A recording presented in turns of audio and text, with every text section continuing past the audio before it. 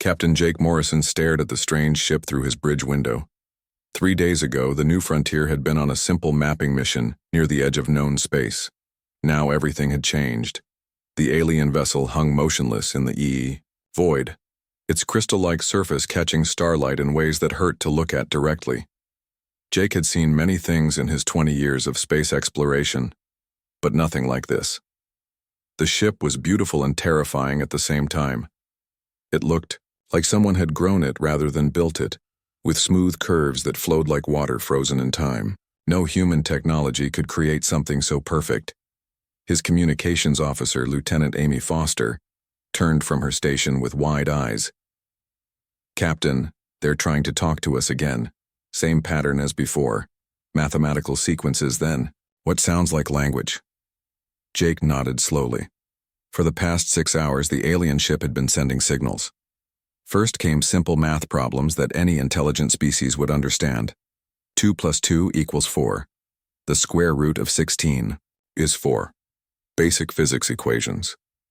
Then came sounds that might be words, repeated over and over in different tones and rhythms. "Put it through the speakers again," Jake ordered. The bridge filled with alien voices. They sounded like wind chimes mixed with distant singing. Beautiful, but completely foreign. Jake's crew listened in silence, trying to find any pattern they could understand. "Sir," said Lieutenant Bobby Chen from the sensor station, "I'm reading more ships approaching. 5 of them, all similar design to the first one." Jake felt his stomach tighten. One alien ship was a discovery that would change human history. 6 alien ships looked like trouble. He activated the ship-wide communication system. "All hands, this is the captain. We are in contact with an unknown alien species. Battle stations are not active, but all crew should be ready for anything. This is not a drill." The New Frontier was not a warship. It carried some weapons for defense against pirates and hostile environments, but nothing that could fight 6 advanced alien vessels. Jake's best hope was that these beings wanted to talk, not fight. The lead alien ship moved closer. Its smooth hull showed no weapons that Jake could see, but that meant nothing. Any species that could build ships like these probably had weapons beyond human understanding. "Captain," Amy called out, "they're changing their transmission. The mathematical part is the same, but the language sounds different now, like they're trying new words." Jake listened to the new sounds. These seemed harsher, more angular than the first attempts. The aliens were clearly intelligent enough to realize their first approach wasn't working. They were trying different methods of communication. "Send back the mathematical sequences they gave us," Jake ordered. "Then transmit basic information about ourselves. Start with our star charts showing where we came from." Amy's hands moved quickly over her controls. The New Frontier sent its response into space. Jake watched the alien ships and waited. If these beings were hostile, the next few minutes would determine whether his crew lived or died. The response came faster than expected. The alien transmission now included human mathematical symbols mixed with their own. They had learned from the New Frontier's data and were adapting their communication method in real time. Jake felt a mixture of excitement and fear. These beings were not only intelligent but incredibly quick to learn. "Sir," Bobby said quietly, "long-range sensors are picking up something big, really big, coming from the direction of their home system." Jake's blood went cold. "How big?" "At least 50 ships, maybe more. They'll be here in about 4 hours at their current speed." The situation had just become much more serious. Jake activated his secure communication channel to Earth Command. The message would take months to reach home at normal speeds, but the New Frontier carried emergency quantum transmitters for exactly this situation. "Earth Command, this is Captain Morrison of the New Frontier. We have made contact with an alien species, multiple ships, clearly advanced technology. They appear peaceful so far, but reinforcements are coming. Transmitting all data now. Morrison out." Jake turned back to the immediate problem. The alien ships were moving into what looked like a formation around the New Frontier. Not aggressive, but clearly positioning themselves with purpose. The lead ship continued its communication attempts. "Captain," Amy said with excitement in her voice, I think they're starting to understand our language structure. Listen to this. The new transmission began with the familiar mathematical sequences, but then came sounds that were almost recognizable. Jake heard something that might have been human and what could have been ship or vessel. The aliens were learning English. From their brief contact, Jake made a decision that would echo through human history. Instead of waiting for the alien fleet to arrive, he would take the new frontier to meet them. If these beings wanted to talk, he would show them that humans were willing to communicate. If they wanted to fight, he would face them in open space where his crew had room to maneuver. All hands prepare for jump to hyperspace. We're going to meet our new friends halfway. Bobby looked up from his station with concern. Sir, jumping toward an unknown alien fleet might not be the best idea. Jake smiled grimly. Lieutenant, everything we do from this moment forward is either the best idea in human history or the worst. We won't know which until we try. The new frontier entered hyperspace, carrying humanity toward its first meeting with galactic civilization. Jake Morrison had no way of knowing that his simple exploration ship was about to challenge an order that had existed for thousands of years. He didn't know that the beautiful crystal ships belonged to the Zephyrians, one of the most powerful species in known space. He had no idea that his next words would start a chain of events that would reshape the entire galaxy. All Jake knew was that humans had found something incredible in the darkness between stars, and he was going to make sure they faced it with courage. The new frontier dropped out of hyperspace in the middle of the alien fleet. 57 ships surrounded them, each one unique in design but clearly built by the same advanced civilization. Jake had never felt so small and so important at the same time. A new transmission came from the largest alien vessel. This time, the words were clearly in English, though spoken with an unusual musical accent. Human vessel, welcome to galactic space. I am Fleet Commander Zephyr of the Seven Winds. Your species is unknown to us, which is impossible.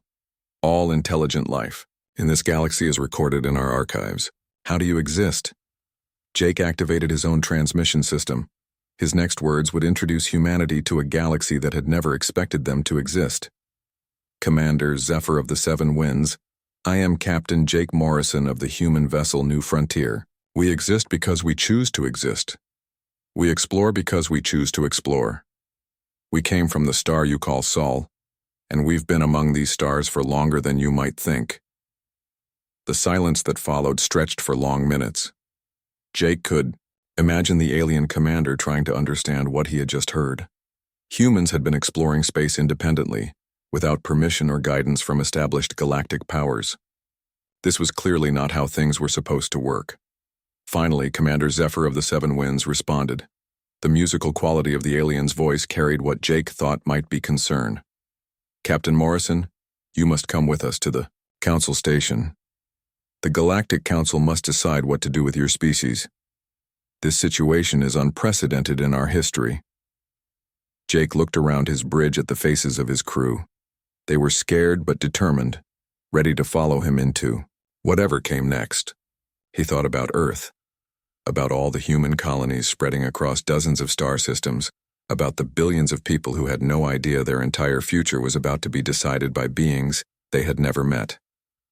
Commander, we'll come with you, but understand this, we come as equals, not as subjects. Humanity doesn't ask for permission to exist. The die was cast. Humanity had announced itself to the galaxy, and nothing would ever be the same. Ambassador Helen Burke stepped off the shuttle onto Council Station with her head held high. The massive space station stretched in all directions, its corridors wide enough to hold entire city blocks.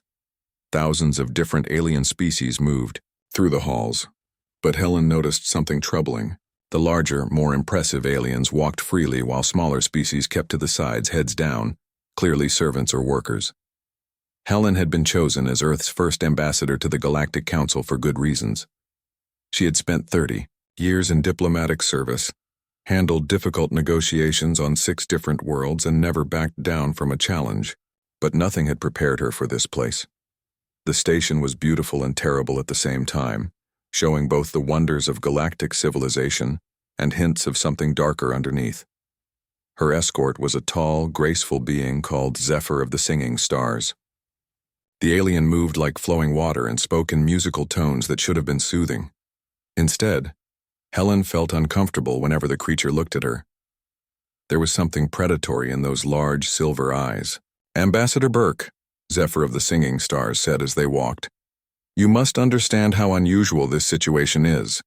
In 3,000 years, no species has developed space travel without guidance from the Council. Your people should not exist as they do." Helen kept her voice steady. "Yet here we are, existing, expanding, and thriving without anyone's permission." The alien's musical laugh had sharp edges. "Yes, that is the problem. You see, the galaxy has rules, order. Each species has its place, its role to play. Your humans upset this balance." They passed through a section where small furry creatures cleaned the floors while taller aliens walked over them, without looking down. Helen saw fear in the cleaner's eyes, and anger began building in her chest. This was not the advanced, peaceful civilization she had expected. The council chamber was enormous, with seats arranged in perfect circles around a central speaking area. Representatives from dozens of species sat in assigned positions, but Helen noticed the pattern immediately. The most powerful-looking aliens sat in the center rings, while smaller or less impressive species were pushed to the outer edges. Some beings sat in what looked like cages or special containment areas. Helen was given a small chair in the very back row, clearly meant to make her feel unimportant. Instead, she studied the room and planned her approach. These beings expected her to be intimidated by their grand display. They were about to learn how wrong they were. The council leader was a massive creature that looked like living crystal, its body reflecting light in painful patterns.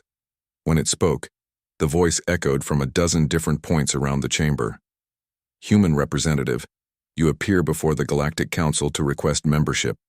Your species will be granted probationary status with access to 3 minor star systems.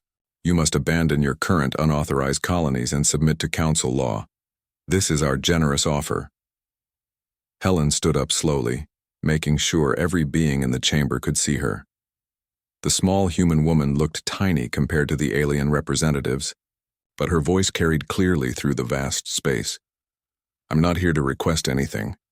I'm here to inform you that humanity exists as a free and independent civilization. We will continue to exist and expand according to our own choices, not your permission." The silence that followed was complete. Helen could feel the shock radiating from the assembled aliens. No one had ever spoken to the council this way before. The crystal being's voice cracked with anger. "You dare refuse our offer? Your species is young and ignorant. You know nothing of galactic civilization." Helen smiled coldly. "We know enough. We know that your peaceful galaxy maintains its order through fear and oppression. We know that most of the species in this room are not truly free but exist only at your permission. We know that you call yourselves peacekeepers while keeping entire civilizations in chains." The chamber erupted in chaos. Some aliens shouted in anger while others whispered in fear. Helen had spoken truths that everyone knew but no one dared say aloud. The carefully maintained fiction of the Council's benevolent rule had been shattered by simple honesty. Meanwhile, on the other side of the galaxy, Colonel Ryan Phillips was discovering just how right Helen had been. His covert intelligence team had spent 2 weeks mapping Council military installations, and what they found was horrifying. The peacekeeping forces maintained their control through carefully hidden concentration camps, forced labor systems, and systematic execution of anyone who questioned the established order. Ryan's team had infiltrated a facility on the 4th moon of Kepler 438. What they found there would change everything. Thousands of beings from dozens of species were imprisoned in conditions that made human history's worst crimes look gentle. These were not criminals or enemy soldiers. They were teachers, artists, scientists, and philosophers whose only crime was thinking differently than the Council allowed. "Captain," Ryan whispered into his communicator, "you need to see this. 3rd level, Section 7. His team leader, Captain Sue Martinez, joined him at an observation window overlooking a vast chamber. Below them, hundreds of small, peaceful beings worked in assembly lines, building weapons for their own oppression. Guards from various species watched them with energy weapons, ready to kill anyone who slowed down or showed signs of resistance. "How long has this been going on?" Sue asked quietly. "According to the records we found, about 1,500 years. This is how the Council maintains peace. They break anyone who might cause trouble and use them as slave labor. The galaxy isn't peaceful because everyone gets along. It's peaceful because everyone is too terrified to fight back." Ryan activated his recording equipment, documenting everything they saw. This evidence would reach Helen in time for her second appearance before the Council, and it would change the entire nature of humanity's relationship with galactic civilization. Back on Council Station, Helen was preparing for round 2 of her diplomatic battle. The first session had been adjourned in chaos after her accusations, but she knew the real fight was just beginning. The Council members had spent 3 days trying to figure out how to handle someone who refused to follow their rules. This time, they tried a different approach. Instead of threats, they sent their most skilled manipulators. Zephyrians were known throughout the galaxy for their ability to read emotions and influence thoughts. They could make most beings feel whatever they wanted them to feel. 3 of the most powerful Zephyrian diplomats surrounded Helen in a private meeting room. They reached out with their mental abilities, trying to make her feel fear, doubt, and submission. They had never met a being they could not influence. Helen sat calmly as the aliens concentrated their power on her mind. She felt their attempts, like whispers at the edge of her thoughts, trying to make her question her own decisions. For a moment, doubt crept in. Maybe humanity was too small and weak to stand against such ancient powers. Maybe they should accept whatever place they were offered. Then Helen remembered the images Ryan's team had sent her. She thought about the enslaved beings building weapons in the darkness, about the species sitting in cages in the council chamber, about all the civilizations that had given up their freedom for the promise of safety. The doubt vanished, replaced by cold determination. "Is that your best effort?" Helen asked the Zephyrians. "On Earth we call that a mild headache." The 3 aliens stepped back in shock. No being had ever resisted their combined mental influence before. The human woman sat before them completely, unaffected, even amused by their failure. Helen stood up and activated her portable communication device. The evidence from Ryan's team appeared on the wall screens around the room. Images of slave camps, execution facilities, and systematic oppression filled the space. "This is what your peaceful galaxy really looks like," Helen said quietly. "This is the order you want humanity to join.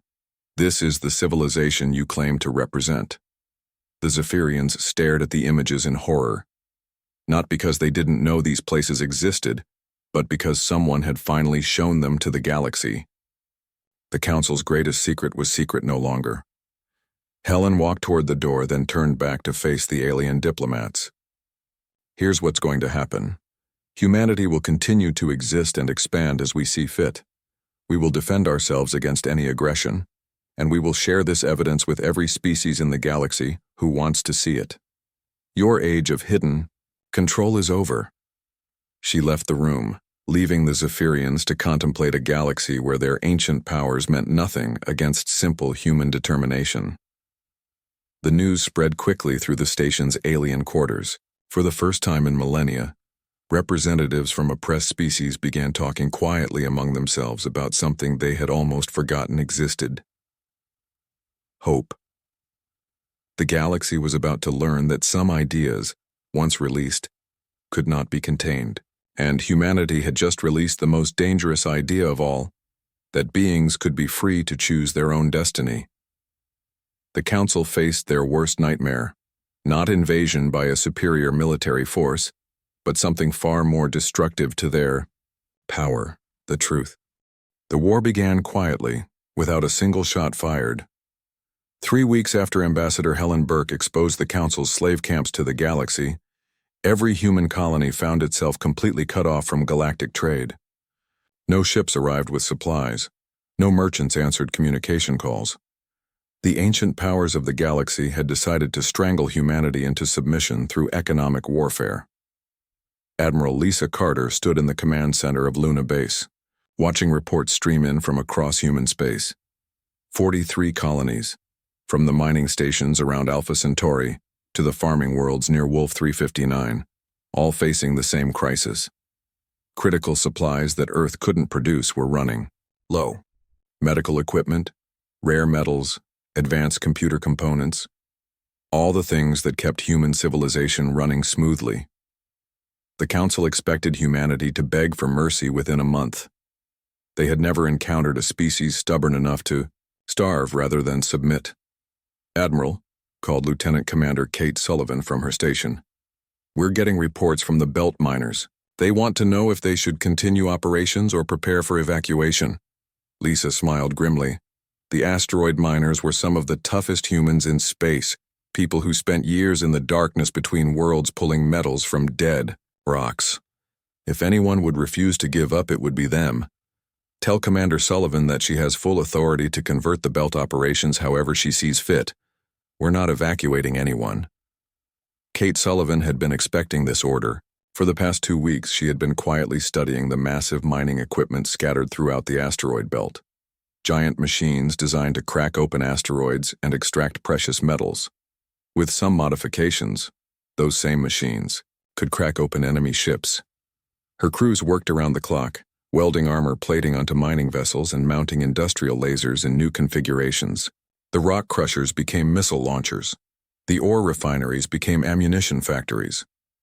Within days, the asteroid belt transformed from a mining operation into a fortress that could supply and defend itself indefinitely. The first test of human resolve came at Proxima Station, a small outpost orbiting the nearest star to Earth. Captain Steve Garcia commanded the station's only defender, a converted cargo ship called Liberty Bell. The ship had been hauling supplies between colonies for 15 years before the crisis began. Now it bristled with improvised weapons and carried a crew of volunteers who had never fired a shot in anger. 3 Corvan warships approached Proxima Station with orders to pacify the human settlement. The Corvans were the Council's primary military force, a species that had conquered dozens of worlds through superior technology and ruthless tactics. Their ships were sleek, deadly, and equipped with weapons that could destroy entire cities. Thurdio, Liberty Bell looked like a flying scrapyard compared to the elegant Corvan vessels. Steve Garcia knew his ship was outgunned, outmanned, and probably doomed. He also knew that every human in the galaxy was watching to see what happened next. Corvan ships, this is Captain Garcia of the Liberty Bell. You are approaching human territory without permission. Turn around now or face the consequences. The lead Corvan commander's response came through the communication system with typical arrogance. Human vessel, you will stand down immediately. Your station will be occupied and your people relocated according to Council directive. Resistance is futile. Steve looked around his bridge at his crew of farmers, mechanics, and shopkeepers who had volunteered to defend their home. Not one of them looked ready to surrender. Corvan commander, here's our counteroffer. Go home while you still can. The battle lasted exactly 17 minutes. The Corvan ships attacked with overwhelming firepower, expecting quick victory against the primitive human vessel. Instead, they discovered that Steve Garcia had learned a few things during his years hauling cargo through pirate-infested space. The Liberty Bell didn't fight like a warship. It fought like a cornered animal, using every trick Steve had picked up from smugglers and pirates. He used the station's asteroid field for cover, fired from impossible angles, and employed tactics that no military academy would ever teach. When one of his main guns was destroyed, he rammed the damaged Corvan ship and finished it off with mining charges. When the smoke cleared, 2 Corvan warships were destroyed, and the third was limping away with massive damage. The Liberty Bell was held together with emergency patches and prayers, but it was still flying. More importantly, the victory was broadcast across every human communication network in the galaxy. The impossible had happened. A converted cargo ship crewed by civilians had defeated trained Corvan warriors using superior technology. The message was clear. Humans didn't just refuse to surrender, they won battles they had no right to win. But Steve Garcia's victory did more than boost human morale. The battle footage spread beyond human space, carried by traders and smugglers to worlds throughout the galaxy. For the first time in thousands of years, Oppressed species saw someone successfully fight back against council forces. On the mining world of Kepler 442b, the native hegemony watched the human battle recordings in secret. These beings had served the council faithfully for 800 years, accepting their role as industrial workers in the galactic economy. They had been told that resistance was impossible, that the council's military might could crush any rebellion instantly. Now they saw 3 advanced warships defeated by a single human cargo vessel. The impossible had become possible. Similar scenes played out across dozens of worlds. The crystalline entities of Vega Prime began questioning why they were forbidden from leaving their home system. The aquatic Deltans wondered why they were required to provide tribute to species they had never seen. Throughout the galaxy, populations that had accepted subjugation for millennia began asking dangerous questions. The council faced their worst nightmare, not military defeat, but the spread of rebellious ideas. Ancient species that had never questioned their authority suddenly found their subject peoples demanding explanations, rights, and freedoms. Commander Paul Henderson, chief engineer of the Human Defense Forces, received reports of these developments. While overseeing weapons production in the converted asteroid facilities, he had spent the past month turning cargo haulers into warships and mining equipment into weapon systems. Now, he faced a new challenge: supporting rebellions on dozens of worlds with limited resources. "Sir," his assistant reported, "we're getting communication requests from 17 different star systems. They all want technical assistance for defense against Council forces." Paul studied the star charts showing the locations of potential allies. Most were hundreds of light years from human space, too far for direct military support. But humans had always been good at improvising solutions to impossible problems. "Start transmitting our technical manuals to anyone who asks. Ship designs, weapons modifications, tactical doctrines, everything we've learned about fighting the Council. If they want to be free, we'll teach them how to fight for it." The decision to share human military technology with alien rebels would reshape the galaxy. Within weeks, hegemony mining ships were being converted into improvised warships using human designs. Deltan submarines became underwater fortresses. Vegan crystal farms transformed into weapons factories. The Council's response was swift and brutal. Ancient species that had ruled through manipulation and economic control for thousands of years revealed their iron fist. Orbital bombardments began targeting rebel worlds. Entire populations were relocated to punishment facilities. The galaxy's hidden oppression became open warfare, but it was too late to stop the fire from spreading. The Council's own brutality proved everything the humans had claimed about their peaceful civilization. More species joined the rebellion, horrified by the violence their former rulers were willing to use to maintain control. Admiral Carter watched the reports from her command center, feeling the weight of unintended consequences. Humanity had wanted only to exist freely in the galaxy. Instead, they had started a revolution that was tearing apart the established order. Lieutenant Commander Kate Sullivan joined her at the tactical display, showing rebel activity throughout the galaxy. "Admiral, we're receiving requests for military advisors from over 30 species. They want human officers to help train their forces." Lisa studied the map, seeing the scope of what humanity had unleashed. Red markers showed active rebellions. Yellow indicated unrest, and green marked Council loyalist forces. The galaxy was dividing into 2 camps: those who accepted the old order and those willing to fight for something better. "Kate, prepare volunteer teams for deployment. We didn't start this revolution to fight alone. If other species want freedom, badly enough to die for it, we'll help them learn how to live for it." The decision sealed humanity's fate as leaders of the Galactic Rebellion. Earth's children had arrived late to galactic civilization, but they were reshaping it according to their own values. The galaxy would never again know the stagnant peace of unopposed tyranny. War had come to the stars, but so had hope. For the first time in millennia, beings across the galaxy believed they could choose their own destiny. All because a species of stubborn humans had refused to accept their assigned place in someone else's universe. General Amy Tucker stood on the bridge of the human cruiser Freedom's Call, watching the evacuation ships flee from Kepler 442b as the planet burned behind them. The Zephyrian fleet had arrived 3 hours ago, with orders to make an example of the rebellious world. Now 6 million hegemony civilians were dead, their cities turned to glass by orbital bombardment. Amy had managed to save barely 10,000 refugees, cramming them into every available ship in the small human task force. It wasn't nearly enough, but it was all they could do. The survivors huddled in cargo bays and converted storage areas, their large eyes filled with terror and loss. "General," her communications officer called out, "we're receiving a priority transmission from Earth. President Adams wants to address the fleet." Amy nodded grimly. She knew what was coming. The images of the Kepler massacre had reached Earth 12 hours ago, carried by quantum communication relays across human space. The brutal destruction of an entire civilization for daring to seek freedom had shaken humanity to its core. President Nicole Adams appeared on the main screen, her face hard with determination. Behind her, Amy could see the flags of all human colonies representing 43 worlds united in purpose. General Tucker, soldiers of the fleet, citizens of Earth and all our colonies. Today we witness the true face of the Galactic Council. They murdered 6 million innocent beings whose only crime was wanting to choose their own government.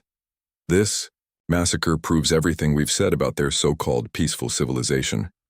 Amy watched her crew as they listened to their president's words. These were not professional soldiers, but volunteers from every human world. Farmers, miners, teachers, and engineers who had taken up arms to defend their freedom.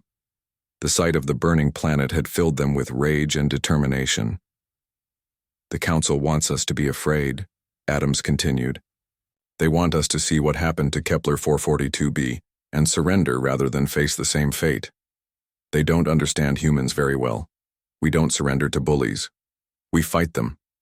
The transmission ended, leaving Amy's bridge in silence. She looked out at the refugee ships struggling to keep up with the human fleet. These beings had lost everything because they believed in the same ideals that humanity fought for. They deserved better than death for their courage. "Communications, send a message to all human forces," Amy ordered. "Operation Freedom's Light is now active. We're not just defending ourselves anymore. We're liberating every species that wants to be free." The decision transformed the nature of the galactic conflict. What had begun as humanity's struggle for independence became a crusade. For universal freedom, human fleets began appearing in star systems throughout the galaxy, not as conquerors but as liberators supporting local rebellions. Lieutenant Commander Brad Johnson led one of these liberation fleets to the Vega system, where the crystalline inhabitants had been forbidden to leave their homeworlds for over 1,000 years. The Council claimed it was for their own protection, but Brad's intelligence reports told a different story. The Vegans were being used as living computers, their crystal matrix minds forced to process data for the Galactic Information Network. The vegan rebels had been planning their revolution for months, inspired by human broadcasts and technical assistance. When Brad's ships arrived, they found a species ready to fight for their freedom with weapons built from human designs. Commander Johnson, the lead vegan rebel, communicated through harmonic resonance. "We have waited 800 years for this moment. Our minds have been enslaved to serve others' purposes. Today we reclaim our thoughts." The battle for Vega Prime lasted 6 days. Council forces had expected easy victory against primitive crystal beings who had never been allowed to develop military technology. Instead, they faced opponents who could coordinate their actions through telepathic links and had turned their entire planet into a fortress using human engineering principles. Brad watched in amazement as vegan crystal formations grew into defensive walls in real time, shaped by collective will and human tactical knowledge. The crystalline beings fought with desperate courage, knowing that defeat meant centuries more of mental slavery. When Council reinforcements arrived, they found Vega Prime surrounded by a debris field of destroyed warships. The crystal beings had won their first battle in 1,000 years, and they celebrated by broadcasting their victory across the Galactic Communication Network in songs of pure harmonic joy. Similar victories were happening across the galaxy. The aquatic deltans had flooded their tribute collection centers and declared independence. The insectoid hive clans had stopped producing weapons for Council forces and were now making them for rebel armies. Dozens of species that had lived under council rule for millennia were discovering the intoxicating power of self-determination. But the council's response grew more desperate and brutal with each defeat. Ancient species that had ruled through subtle manipulation for thousands of years revealed weapons and tactics that shocked even their own military forces. Entire star systems were declared contaminated with rebellious ideas and marked for cleansing. Commander Beth Clark received the worst news while coordinating rebel supply lines from a hidden base in the Outer Rim. The Crystalline Confederacy, one of the founding council races, had activated something called the Purification Protocol. Massive automated weapons platforms were being deployed to rebel systems with orders to sterilize all life. How many platforms? Beth asked her intelligence officer. At least 200 confirmed, probably more. Each one carries enough firepower to crack a planet's crust. They're targeting any system that's declared independence in the past 6 months. Beth stared at the tactical display showing the locations of threatened worlds. Millions of beings who had dared to dream of freedom now faced extinction simply for existing. The Council's final solution was genocide, on a scale that defied comprehension. She activated the emergency communication network that connected all human and rebel forces across the galaxy. All commands, this is Operation Center Alpha. The Council has escalated to planetary extermination weapons. We are moving to Condition Red. All available forces converge on threatened systems immediately. The response was immediate and overwhelming. Human fleets changed course from dozens of different missions, abandoning planned operations to race toward the condemned worlds. Rebel forces that had been fighting defensive battles suddenly went on the offensive, trying to capture Council facilities that might control the killer platforms. Captain Tony Rodriguez commanded the human task force racing toward the Antares system, where 2 million hegemony refugees had established a new colony after fleeing their destroyed homeworld. The automated weapons platform had already arrived and was beginning its deadly work. Massive energy beams lanced down from orbit, turning cities into molten craters. All ships, maximum speed, Tony ordered. We're not going to lose another world to these butchers.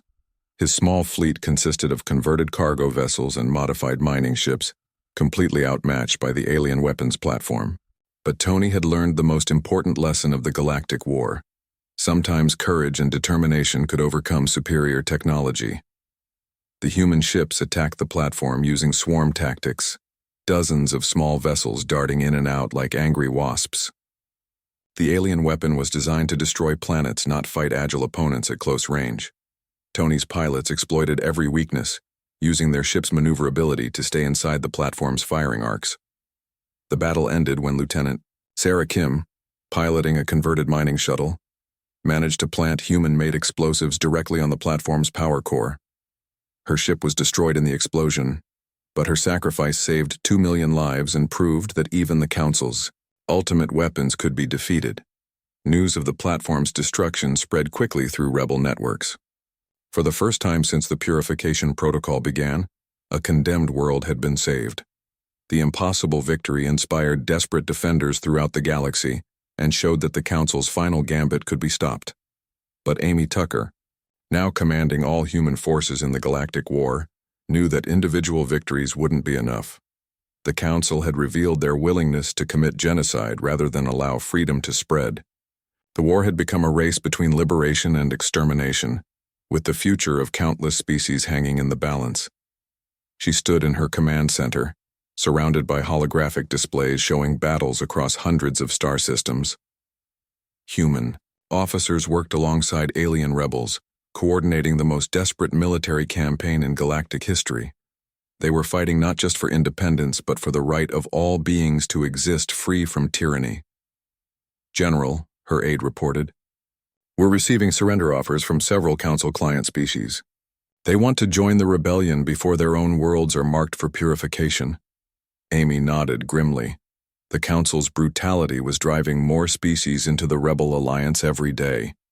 Ancient powers that had ruled through fear were discovering that terror could work both ways.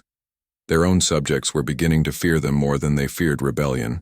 The galaxy was burning, torn apart by a war between those who demanded submission and those who refused to kneel. In that fire, a new civilization was being born. Captain Tony Rodriguez gripped his command chair as the Freedom's Call shook from enemy fire. All around him, the final battle of the Galactic War raged across 17 star systems simultaneously. Human ships fought alongside vessels from dozens of species, all united in Operation Founding Father, the coordinated strike that would either destroy the Council's power forever or see the rebellion crushed completely.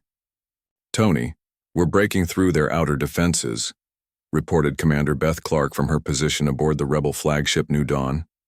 "The Vegan crystal ships are carving holes in their formation, and the Deltan submarines just took out their underwater command bunkers on Oceania Prime." Tony watched his tactical display as the impossible became reality. 3 years of war had transformed a ragtag collection of rebels into a military force that could challenge the galaxy's ancient rulers.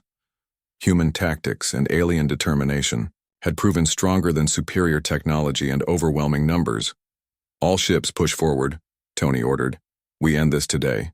The Council's final stronghold was a massive space station called the Heart of Order, positioned at the center of the galaxy, where it had coordinated galactic civilization for over 3,000 years. The station was larger than most moons, protected by energy shields that could deflect entire fleets, and defended by automated weapons that had never been defeated. Until today. War Commander Thazek of the Corvan Empire watched the rebel assault from his command post deep within the Heart of Order.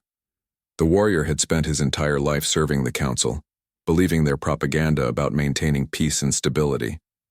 But 3 years of fighting humans had changed him in ways he never expected. These strange beings from the Outer Rim didn't fight like any species he had encountered. They fought with passion, creativity, and an absolute refusal to surrender, even when facing impossible odds. More disturbing, they fought for ideas rather than territory or resources.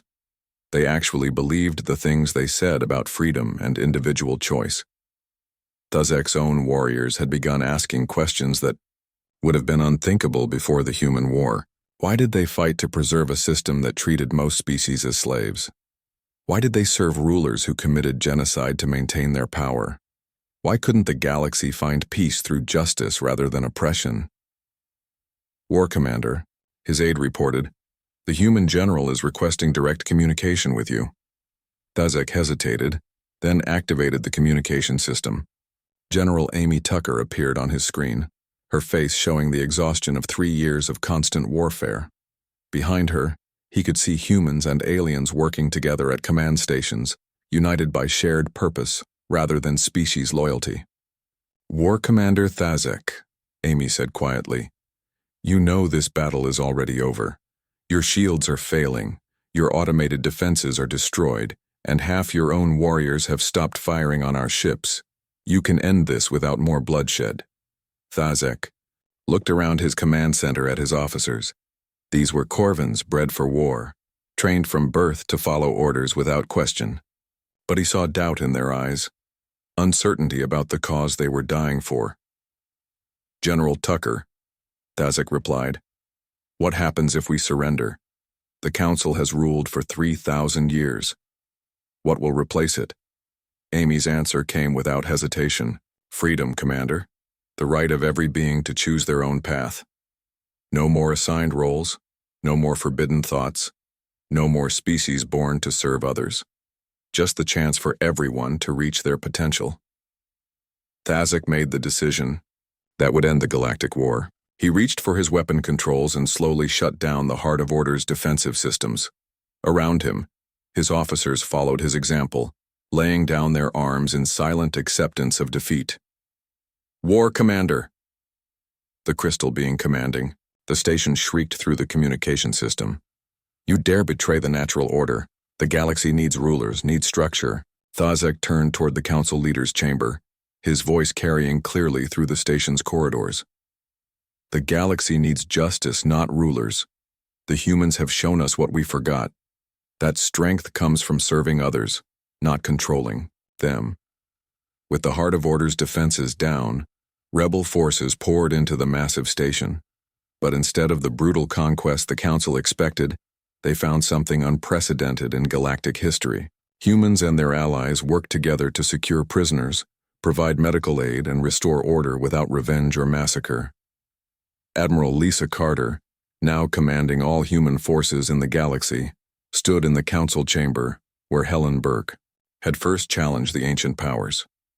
The great seats that had held representatives of hundreds of species now stood empty except for a few dozen beings who had refused to abandon their positions until the very end. "It's over," Lisa announced to the remaining council members. "Your system of rule through fear and oppression is finished, but we're not here to replace one tyranny with another." The crystal being that had led the council for centuries glowed with fury. "You fools! Without us, the galaxy will fall into chaos. Species will war against each other. Civilization will collapse. Billions will die." Lisa smiled sadly. "Commander, in 3 years of fighting your forces, we've seen dozens of species work together for the first time in their histories. Corvins, serving alongside beings they were taught to despise. Zephyrians sharing knowledge freely instead of using it to manipulate others. Your natural order was what prevented peace, not what maintained it. The establishment of the new galactic government took 6 months of careful negotiation. The Galactic Federation was built on principles that would have seemed impossible under the old system. Membership was voluntary. Species could join or remain independent as they chose. Trade was free and open. Information flowed without restriction.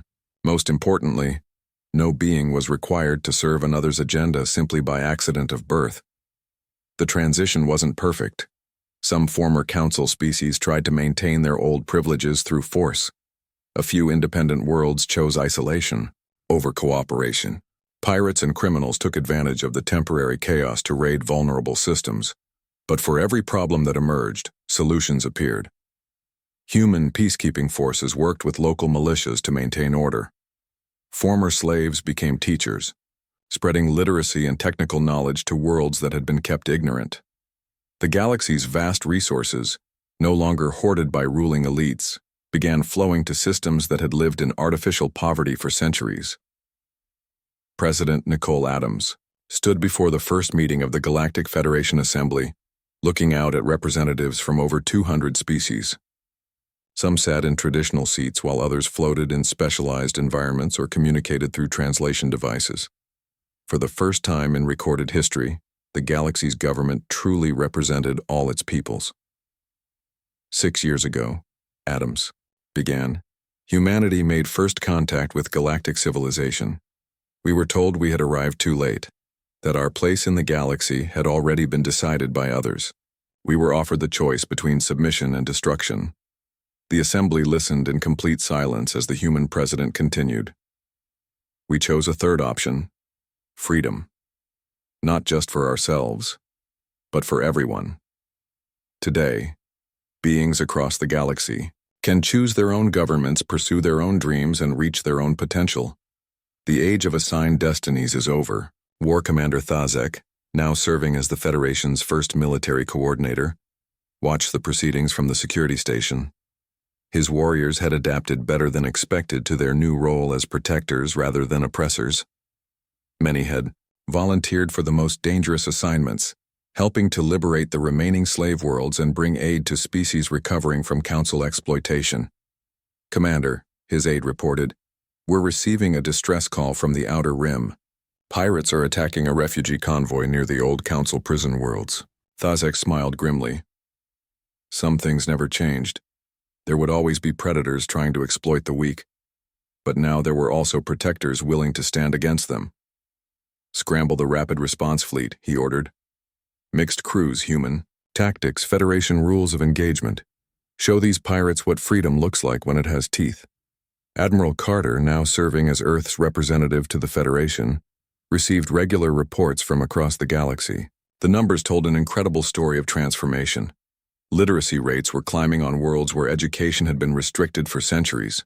Trade volumes had increased by over 300% as artificial barriers were removed. Scientific advancement was accelerating as species shared knowledge instead of hoarding it. Most importantly, for the first time in millennia, new species were developing space travel independently and being welcomed as equals rather than subjects. The galaxy had learned that diversity was strength, that cooperation achieved more than domination, and that the best way to maintain peace was to ensure justice for all. Humanity had arrived late to galactic civilization, fierce in their determination to remain free, and completely unwelcome by the established powers. In response, they had torn down an empire that had lasted 3,000 years and replaced it with something the galaxy had never seen before, a government that existed to serve its people rather than rule them.